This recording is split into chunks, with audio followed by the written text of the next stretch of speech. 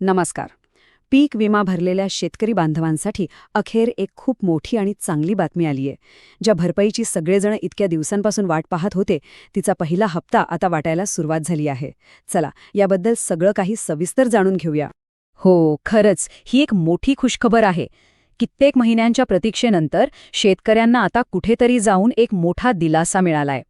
गेल्या हंगामात जे नुकसान झालं होतं त्याची भरपाई म्हणून मदतीचा पहिला हप्ता मिळायला सुरुवात झालीय. आणि रक्कम किती आहे? तर रक्कम पण काही छोटी नाहीये. शासनाने पीक विमा योजनेतून तब्बल 1,211 कोटी रुपयांच्या पहिल्या हप्त्याचं वाटप सुरू केलंय. म्हणजे विचार करा, ही शेतकऱ्यांसाठी किती मोठी मदत असणार आहे. तर ही भरपाई जाहीर झालीये, पण ही नेमकी कशासाठी आहे? मागच्या खरीप हंगामात असं नेमकं काय घडलं होतं की सरकारला एवढी मोठी रक्कम जाहीर करावी लागली? चला, तेच आधी समजून घेऊया. आपल्या सगळ्यांना आठवतच असेल, मागच्या खरीप हंगामात राज्यामध्ये अतिवृष्टी आणि परतीच्या पावसाने काय धुमाकूळ घातला होता. अक्षरशः उभ्याच्या उभ्या पिकांचं मोठं नुकसान झालं होतं. अनेक शेतकऱ्यांचं तर हातातोंडाशी आलेला घास गेला. त्याच नुकसानीसाठी ही भरपाई आता जाहीर झाली आहे. आता येतो सगळ्यात महत्त्वाचा प्रश्न.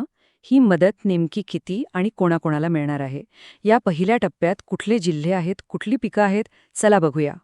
तर या पहिल्या टप्प्यामध्ये राज्यातल्या एकूण 30 जिल्ह्यांमधल्या शेतकऱ्यांना मदत मिळणार आहे.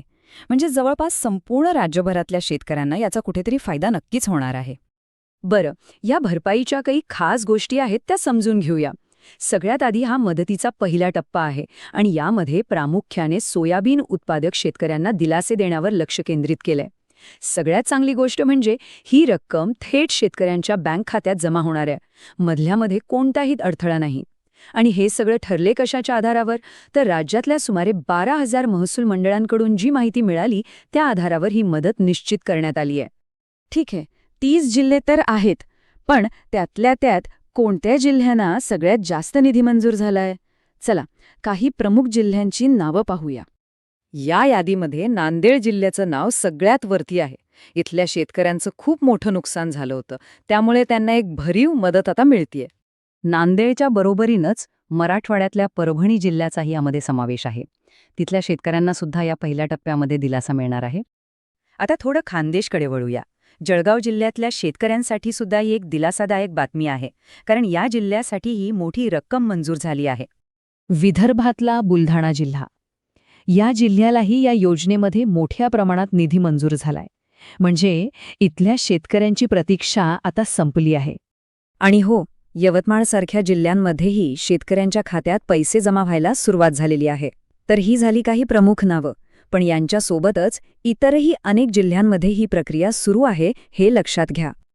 बरं, सोयाबीन उत्पादकांना तर दिलासा मिळाला, पण ज्यांनी कापूस आणि तूर लावली आहे त्या शेतकऱ्यांच्या मनात एक मोठा प्रश्न नक्कीच आला असेल की आमच्या भरपाईचं काय?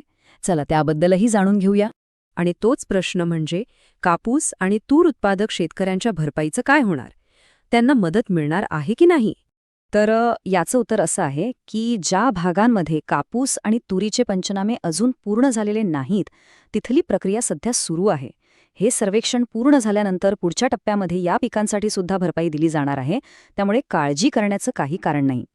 आता या सगळ्या माहितीनंतर विमाधारक शेतकऱ्यांनी काय करायला हवं याबद्दल एक सगळ्यात महत्त्वाची सूचना. ज्या शेतकरी बांधवांनी पीक विमा भरला होता त्यांनी सगळ्यांनी आपापल्या बँक खात्यावर जरा लक्ष ठेवा. पैसे जमा झाल्याचा मेसेज कधीही येऊ शकतो. तर सांगायचा मुद्दा हाच की मदतीची प्रक्रिया सुरू झालेली आहे. आता उत्सुकता ही आहे की प्रत्यक्ष शेतकऱ्यांच्या खात्यात पैसे कधी आणि किती जमा होतात. ही प्रक्रिया शेतकऱ्यांना खऱ्या अर्थाने दिलासा देईल अशी आपण आशा करूया.